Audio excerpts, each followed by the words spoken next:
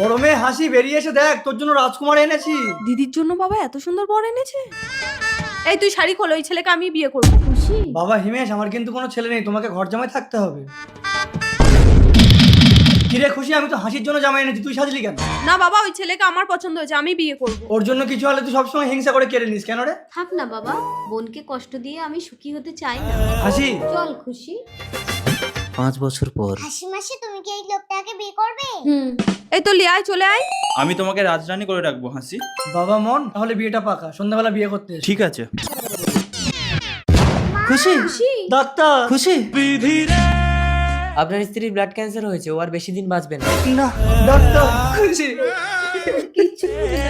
হিমেশ, খুশি। আমার তো ব্লাড ক্যান্সার হয়েছে, আমি তো বেশি দিন বাঁচবো না, তুমি আমার দিদিকে বিয়ে করে নাও। তোমাকে ছাড়া বাঁচবো না। আমি জানি তুমি আমাকে খুব ভালোবাসো, কিন্তু তল্লির জন্য তো তোমাকে বাঁচতে হবে। তুমি আমার সিথি থেকে সিঁদুর নিয়ে দিদিকে পরিয়ে দাও। পারবো না। আমার শেষ ইচ্ছেটা পূরণ করো হিমেশ। মা মরে গেলে আমাকে কে দেখবে? তল্লি, সরি, আপনার স্ত্রীর ব্লাড রিপোর্টটা চেঞ্জ হয়ে গেছিল। ওনার ব্লাড ক্যান্সার হয়নি, উনি প্রেগন্যান্ট বলে মাথা ঘুরে পড়ে গেছে। কিছু হয়নি আমার। এই দিদি, তুই সিঁদুর মুছে দে। না, আমি এই সিঁদুর মুছবো না, তো স্বামীর ভাগ আমাকে দিতে হবে না। দিদির জীবনটা নষ্ট করে তোর আশা মিটেছে তো?